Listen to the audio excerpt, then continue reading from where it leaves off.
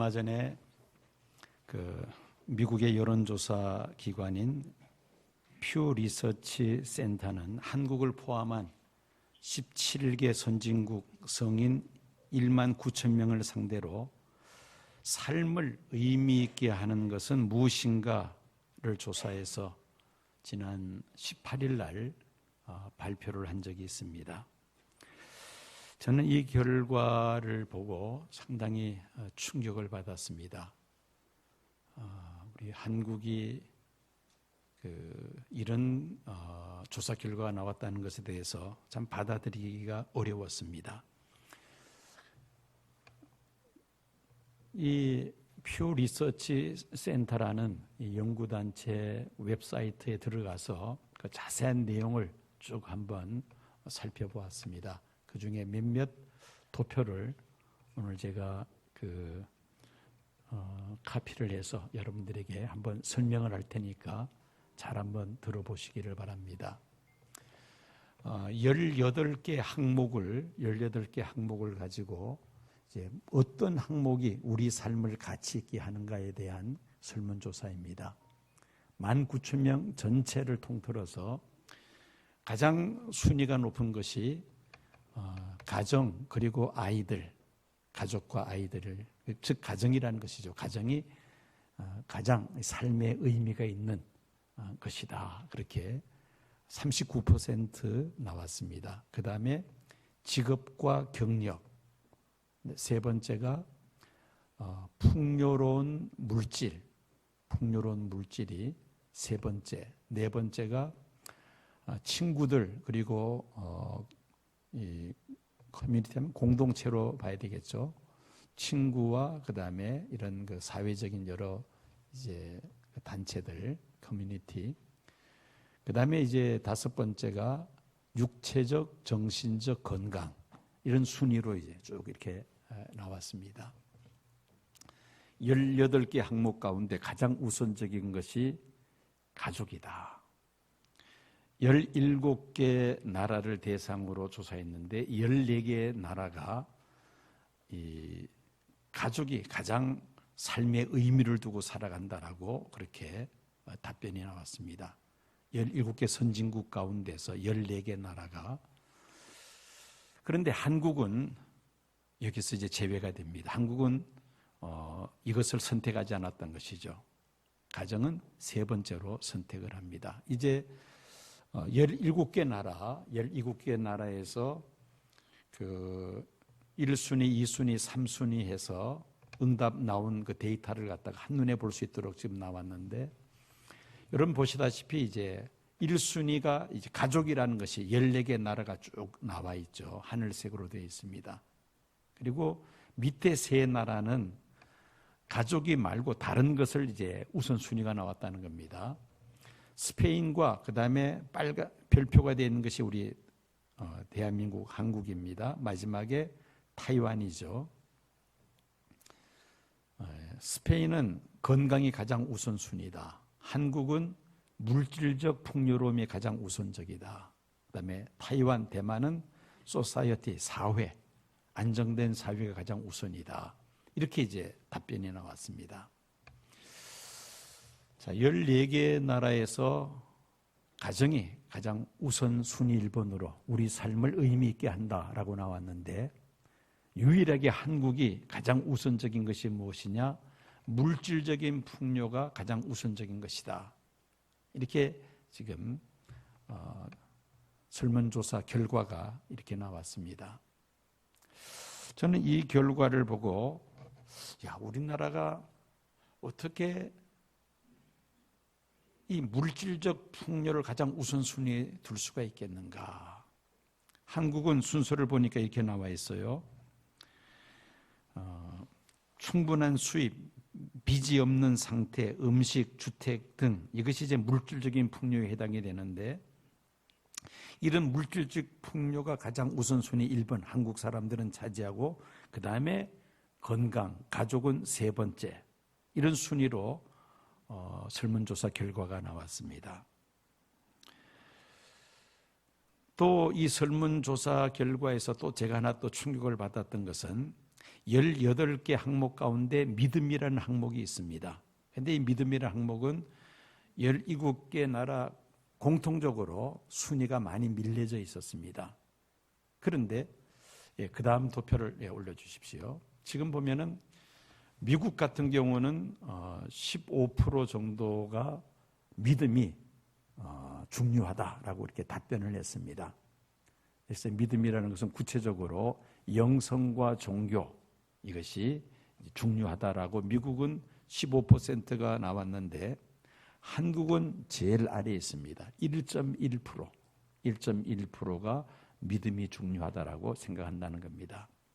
우리나라보다 더 이 믿음이 중요하다고 낮게 나온 나라는 일본 하나뿐입니다. 저는 이 도표를 보면서 참 참담한 생각을 가졌습니다. 과연 목사로서 성도들에게 이 가치관에 대해서 어떻게 신앙적으로 지도해 왔는가 하는 그런 반성을 가졌습니다. 1000만 기독교 신도 숫자를 자랑하는 한국 교회 아닙니까? 그런데 17개 선진국들 가운데 우리나라가 믿음이 우리 삶을 의미 있게 하는 아주 중요한 가치라는 것에 대해서 거의 제일 꼴찌입니다. 제일 하순입니다. 미국이 그래도 가장 이제 17개 나라 가운데서 그래도 믿음이 중요하다고 그렇게 우선순위를 놓는 것이 미국이라면은 한국은 제일 아래 위치에 있습니다. 해외 선교사를 두 번째로 많이 파송하는 나라로 그렇게 우리가 자랑해 왔고, 또 정말 기독교 교회 역사상 이렇게 빠른 속도로 복음화된 나라가 어디에 있느냐 그렇게 자랑을 해왔었는데, 실제로 성도들이 같이 가지고 있는 이 가치관, 여기서 이제 19,000명을 대상으로 조사했다는데 여기는 기독교인, 비독교인 다 포함된 거 아닙니까? 기독교인도 이 속에 다 설문조사에 포함되어 있습니다. 1000만 기독교 신도 숫자를 자랑하는 한국인데 어떻게 설문조사 결과가 이렇게 나왔을까? 물질적 풍요가 삶을 의미 있게 하는 가장 높은 순위가 나오고 믿음은 가장 아래쪽에 나왔다는 겁니다. 과연 이런 통계가 나올 수가 있겠는가? 제 눈을 의심을 했어요. 그래서 직접 이 연구소 웹사이트에 들어가서 그 내용을 자세하게 한번 제가 살펴보았습니다. 본 결과는 이렇습니다. 여러분들에게 설명한 대로 우리 한국 사람들은 기독교인도 마찬가지라는 겁니다. 기독교인도 안 믿는 사람과 별반 다를 바가 없다는 거죠. 보이지 않는 믿음보다 눈에 보이는 물질이 더 중요하다는 겁니다. 근데 이게 기독교인들의 가치관으로서 옳습니까? 아니잖아요. 이거는 누가 보더라도 이거는 아닙니다. 우리 기독교인들은 눈에 보이는 물질 세계보다 눈에 보이지 않는 영적 세계, 믿음의 세계를 더 중요하다고 늘 강조해 오는데 설문조사 결과는 완전히 정반대입니다. 이것이 오늘날 한국교회 현실이 아닌가 하는 생각을 할 때에 아찔하기도 합니다. 다시 한번 우리의 가치관을 재정립해야 하는 그런 이 통계 조사라고 저는 그렇게 받아들였습니다. 대한민국은 이미 선진국 대열에 들어서므로 물질적 풍요를 우리가 누리고 있습니다. 한국인이 삶의 가치에 가장 비중을 크게 차지하는 것이 물질적인 풍요라는 이 설문조사 결과는 무엇을 우리에게 시사합니까? 현재 우리가 소유하고 있는 이 물질을 가지고 우리는 만족하지 않다는 겁니다. 행복하지 않다는 겁니다. 더 많은 물질을 가지기를 원한다는 것이죠. 우리는 이 통계를 통해서 한국인의 행복 지수가 왜 낮은지 그 이유에 대해서도 우리가 알 수가 있습니다. 유엔이 발표하는 2020년 세계 행복 보고서에 따르면은 우리나라의 행복 지수는 전 세계 153개국 가운데 61위입니다. 1위는 핀란드이고요. 그다음에 북유럽에 있는 나라들이 거의 이제 이 앞서 이 순위에 그 상위권에 들어가는 나라들입니다.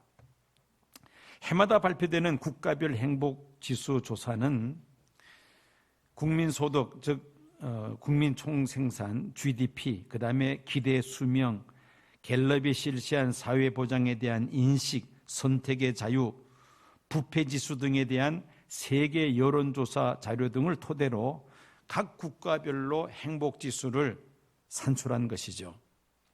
경제력을 놓고 본다면 우리 한국은 이 행복지수에 있어서 상위권을 차지하고 있어야 하는데 오히려 해가 갈수록 더 낮아지고 있습니다. 2015년에 47위, 2016년에 58위, 2017년에는 56위, 2018년에 57위, 2019년에는 54위로 잠시 올라갔다가 2020년에는 61위로 뚝 떨어지고 말았습니다. 국민소득은 조금씩 해마다 높아지는데 행복지수는 오히려 점점 더 퇴보하고 있다는 것이죠. 더 떨어지고 있다는 것입니다. 행복지수가 낮다는 것은 본인 스스로가 행복하지 못하다고 생각한다는 겁니다. 즉 불행하다고 생각한다는 것이죠. 그 불행의 원인을 근본적으로 파고 들어가면은 결국은 인간의 욕심에서 그 답을 찾습니다. 우리가 물질의 풍요를 누리면서도 더 많은 물질을 원한다는 것은 결국 물질에 대한 욕심 때문이라는 것입니다. 사람의 욕심은 어떻습니까? 채우면 채울수록 그 욕심은 더 커져갑니다. 만족이 없습니다. 원하는 물질을 소유했을 때 처음에는 잠시 만족하다가도 시간이 지나가면은 더 큰 욕심이 또 생기게 됩니다. 마치 바다 한가운데서 마실 일이 없다 해서 그 바닷물을 마시면은 오히려 갈증이 더 심해지는 것과 마찬가지입니다. 나의 욕망을 다 채우면 나는 행복해질 것이라 생각합니다만은 오히려 정반대입니다. 바라는 욕망을 채우고 나면은 일시적으로는 만족하다가 시간을 지나면은 더 큰 욕망을 가지게 된다는 것입니다. 그래서 한국의 행복지수가 낮으며 스스로 불행하다고 생각하고 있다는 겁니다. 만족할 줄을 모르기 때문에, 감사할 줄을 모르기 때문이라는 것입니다. 야고보서에 있는 말씀처럼 욕심이 죄를 낳게 되고 죄는 사망에 이르게 됩니다. 1911년 노벨 문학상 작가인 마테르링크의 대표 작품인 파랑새라는 동화, 아마 여러분들 한 번쯤은 다 들어보셨을 것입니다. 이 동화에 나오는 주인공 틸틸과 미틸은 행운을 준다는 파랑새를 잡으러 나섭니다. 온 세상을 다 다녔습니다마는 파랑새를 만나지 못하고 다시 집으로 돌아옵니다. 1년 만에 집으로 돌아와서 하룻밤을 자고 다음날 아침 잠에서 깨어서 자기 집 처마 새장에 있는 그 산비둘기의 깃털이 파란색이라는 것을 발견하고는 깜짝 놀랍니다. 자기 집 새장에 있는 산비둘기가 바로 파란색 깃털을 가진 새였다는 겁니다. 즉 파랑새였다는 것이죠. 행복은 멀리 떨어져 있는 것이 아니라 집 처마 아래, 즉 가장 가까운 곳에 있다는 메시지를 던져주는 동화입니다. 단테는 내 발밑을 보라, 거기에 생수가 흐를 것이다 라고 그렇게 말을 합니다. 사람마다 행복을 원하는데 우리가 어떻게 이 행복을 얻을 수가 있느냐는 겁니다. 성경에서 우리는 그 해답을 찾을 수 있어야만 합니다. 바로 오늘 본문 말씀이 그 해답이라고 말할 수가 있겠죠. 하나님께서 모세를 통해서 이스라엘 백성들이 행복한 삶을 원한다면 하나님께서 요구하시는 것을 지켜야 한다고 말씀하셨습니다. 행복한 삶을 위해서 하나님께서 우리에게 요구하시는 것은 무엇인가? 오늘 본문인 신명기 10장 12절 13절 말씀을 우리 다시 한번 다 함께 말씀을 읽도록 하겠습니다. 다 찾으셨습니까? 예, 다 같이 읽겠습니다. 이스라엘아, 내 하나님 여호와께서 내게 요구하시는 것이 무엇이냐? 곧 내 하나님 여호와를 경외하여 그의 모든 도를 행하고 그를 사랑하며 마음을 다하고 뜻을 다하고 내 하나님 여호와를 섬기고 내가 오늘 내 행복을 위하여 내게 명하는 여호와의 명령과 규례를 지킬 것이 아니냐. 행복을 위하여 하나님께서 명하시는 것들을 지켜 행하면 행복을 얻을 수 있다는 하나님의 말씀입니다. 행복은 멀리 있는 것이 아니라 바로 이 말씀 속에 우리가 그 해답을 찾을 수 있다는 말입니다. 첫 번째 조건은 인간을 지으신 조물주이신 하나님을 경외하는 것이라고 오늘 본문에 말씀하고 있습니다. 연동교회 원로 목사이신 이성희 목사님의 이야기입니다.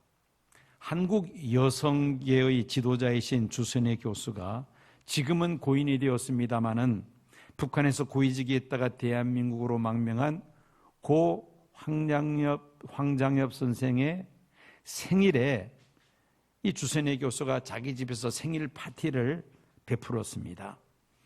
그때 이성희 목사님도 그 파티에 초청받아 기도 순서를 맡았다고 합니다. 황장엽 선생이 주선혜 교수를 북한에 떠나온 지 14년이 되었는데 대한민국에 망명 왔을 때 내 마음을 세탁해 준 스승이라고 그렇게 참여한 사람들에게 소개를 했다고 합니다.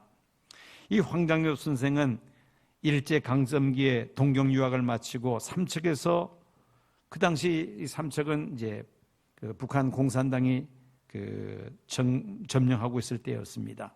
삼척에서 부역을 하다가 해방을 맞이합니다. 북쪽으로 가야 할지 남쪽으로 가야 할지 고민을 하고 있었습니다. 그때 바른 길을 선택한 사람들은 기독교인들이라고 그렇게 이 황장엽 선생은 말을 합니다. 자신은 소련을 따라가면 좋을 것이라 생각하고 북쪽을 따라갔는데 결과적으로는 잘못 선택했다는 것입니다. 미국을 따라서 남쪽으로 간 사람은 기독교인들이었고 다 잘 되었다고 말을 했다는 것이죠. 그러면서 자신은 하나님의 은혜에 감사한다는 말을 빼놓지 않았다고 이렇게 이성희 목사님이 말씀을 하셨습니다. 여러분, 행복의 조건은 바로 하나님을 경외하는 것입니다. 하나님 없는 세상에는 행복도 없다는 것이죠. 하나님을 자유롭게 섬길 수 있는 나라가 행복한 나라이며 하나님을 섬기지 못하도록 회방하고 핍박하는 나라는 불행한 나라입니다. 저 북녘 땅이 바로 그런 나라이며 혹시 우리나라 안에도 그런 불의들이 있다면 우리를 불행하게 만드는 자라고 여러분들이 판단하시면 됩니다. 성 어거스틴은 그의 고백론 제1장에서 이렇게 고백했습니다. 하나님, 당신이 우리를 하나님을 향해서 살도록 창조하셨으므로 우리 마음이 당신 안에서 쉴 때까지는 편안하지 않습니다. 그렇습니다. 인간은 하나님께서 지으신 영적인 피조물이 아닙니까? 그러므로 하나님을 떠나서는 진정한 행복을 우리는 경험할 수가 없다는 말입니다. 하나님 안에서만 진정한 행복이 우리에게 보장이 됩니다. 종교를 무거운 짐으로 생각을 하고 톨스토이는 자기 가정의 종교인 기독교를 버리고 떠나 인생의 긴 방황을 합니다. 그 방황 끝에 다시 예수 그리스도에 대하여 눈물겹도록 아름다운 소설을 쓴 사람이 바로 러시아의 작가 톨스토이입니다. 그는 어렸을 때 부모님 슬하에서 신앙생활을 했습니다. 10대 시절에 교회를 떠납니다. 어렸을 때에 부모님 슬하에서 신앙생활을 했습니다마는 그러나 10대 시절에 그만 친구를 잘못 사귀어서 교회를 떠납니다. 그가 55세가 되었을 때에 신앙론이란 책에서 이런 글을 남겼습니다. 지난 55년간 살아오는 동안에 내 인생의 최초의 15년간의 소년기를 제외하고는 나는 안식을 경험하지 못했다. 안식을 알지 못하고 살아왔다. 내가 18살 되던 해 내 친구는 나에게 찾아와 신이 인간을 만든 것이 아니라 인간이 신을 만들었다라고 설득을 했다. 나는 그 말이 진리라고 생각했다. 그래서 나는 어렸을 때의 종교, 가족의 종교인 기독교를 떠나기로 결심했다. 나는 종교를 포기하는 것이 자유를 얻는 길이라고 생각했다. 나는 심지어 종교는 속박이라고 판단을 했다. 그러나 내 나이 55세, 이제 나는 내가 버린 어머니의 품과 같은 신앙의 품으로 돌아왔다. 나는 종교로 돌아온 것이 아니다. 나는 예수 그리스도에게로 돌아왔다. 그리고 예수 안에서 나는 다시 참된 안식을 발견했다라고 그는 고백하고 있습니다. 얼마나 아름다운 고백입니까? 창조주 되시는 하나님을 경외해야만 합니다. 오직 그분을 우리가 섬겨야만 합니다. 하나님을 경외할 때에 우리는 참된 행복을 얻게 되는 줄로 믿습니다. 하나님을 경외함이 행복의 첫 번째 조건이라는 말씀입니다. 두 번째로 우리는 예수 그리스도를 구주로 영접해야만 합니다. 온갖 욕심을 가지고 죄를 지으며 살아가는 우리 인생들이 어찌 보이지 아니하시는 거룩하신 하나님을 경외할 수가 있겠습니까? 우리의 죄를 회개하고 예수 그리스도를 구주로 영접하여 하나님의 자녀가 될 때 우리는 하나님을 진정으로 경외할 수가 있습니다. 하나님은 하나님의 형상을 따라 지으신 사람을 사랑하셔서 사람들이 죄를 짓고 살다가 영원히 멸망당하는 것을 원치 아니하십니다. 사람들의 죄 문제를 해결하시기 위하여 하나님은 하나님의 아들 독생자 예수 그리스도를 세상에 보내셨습니다. 인간의 몸을 입으시고 이 세상에 오셔서 십자가를 지시고 돌아가신 예수님, 우리는 감히 하나님께 나아갈 수 없는 죄인이지만 누구든지 자신의 죄를 회개하고 예수를 구주로 영접함으로 내 모든 죄가 사하여졌음을 확신하는 믿음의 사람은 하나님의 자녀가 되며 하나님의 자녀들은 하나님을 경외할 수가 있습니다. 예수 그리스도를 구주로 영접함으로 인하여 우리는 하나님을 경외할 수 있다는 말씀입니다. 여러분, 사랑 가운데 가장 비극적인 사랑은 짝사랑이라고 말할 수 있습니다. 한쪽은 열렬히 사랑하고 있는데 상대방은 그 사랑을 받아들일 수 없다는 것이죠. 거부하는 것입니다. 서로 사랑하면 얼마나 행복하겠습니까? 하나님의 사랑도 마찬가지입니다. 하나님은 인류를 죄 가운데서 건져내시기 위하여 독생자 예수를 아끼지 아니하시고 세상에 보내시기까지 우리를 사랑하셨는데, 예수님 또한 자신의 하나밖에 없는 생명을 십자가에 내어 주실 정도로 우리를 사랑하셨는데 사람들은 그 사랑을 받아들이기를 거부하고 있다는 것입니다. 이 사랑을 받아들이고 예수님을 나의 하나님, 나의 구세주로 영접하면 죄 사함 받고 죄의 종, 마귀의 종의 신분에서 벗어나서 하나님의 자녀로 바뀌게 될 터인데, 그런데 하나님의 사랑을 받아들이기를 사람들은 거부하고 있습니다. 죄의 유혹을 떨쳐버리지 못하고 죄를 가까이 하며 죄를 짓게 되면 우리는 죄의 종, 마귀의 종으로 살아갈 수밖에 없습니다. 평생 마귀의 비유를 맞추면서 살다가 멸망할 수밖에 없습니다.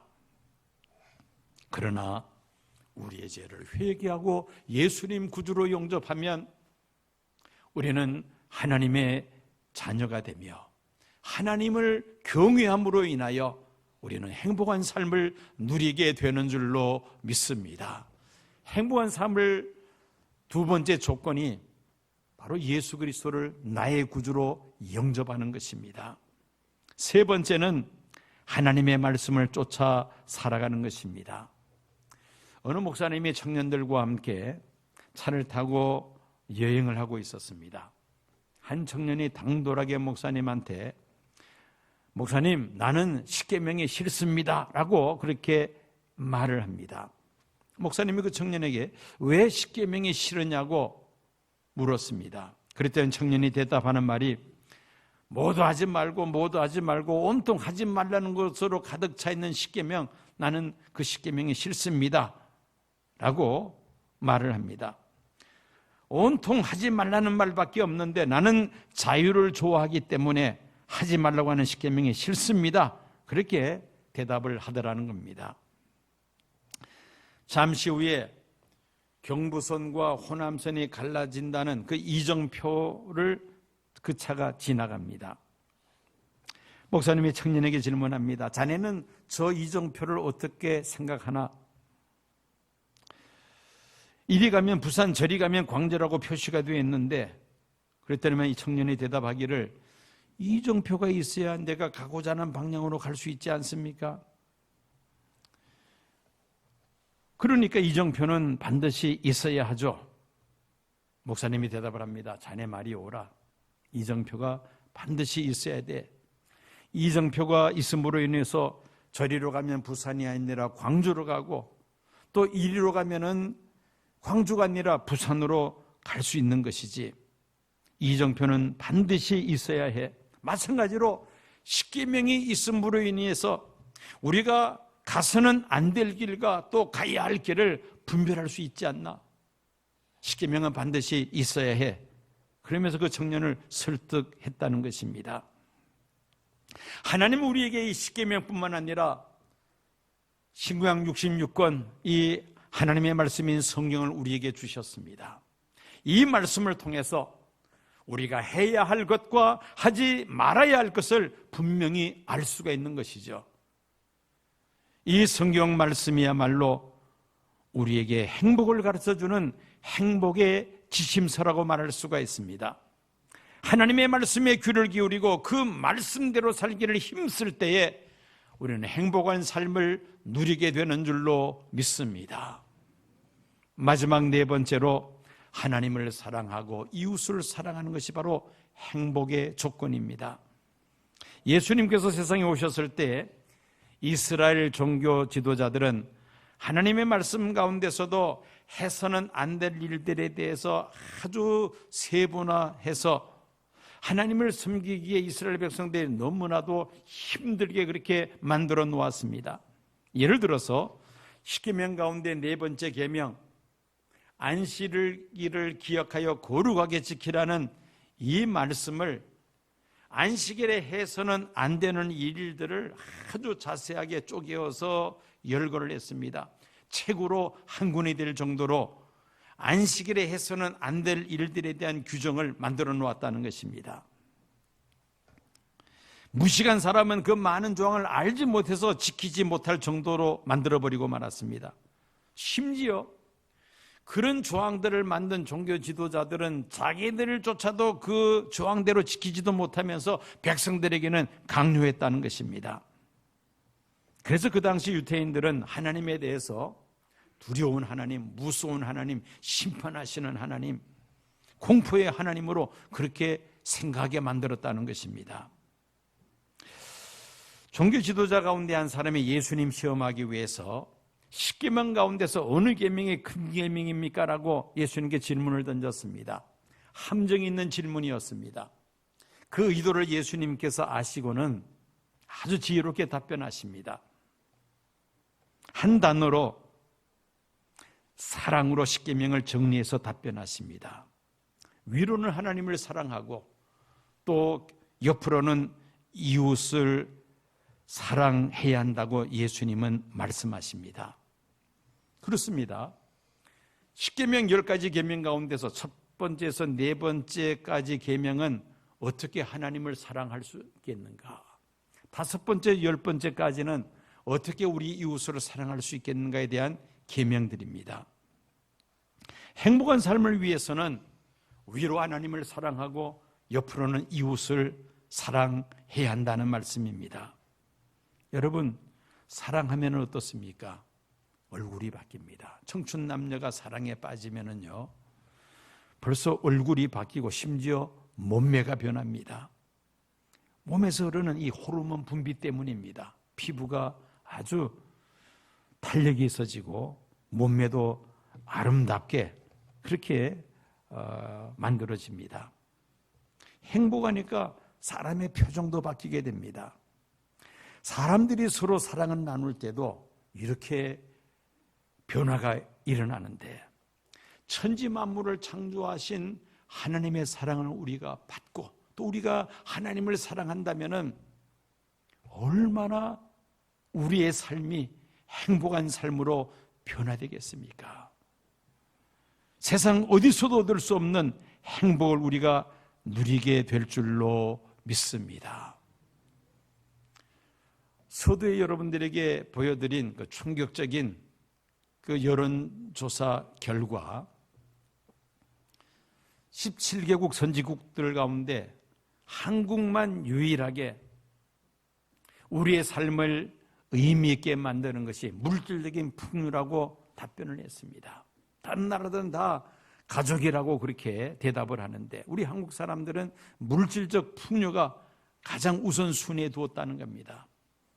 반면에 믿음, 영성과 이 신앙생활에 대해서는 0.1%밖에 나오지 않았습니다.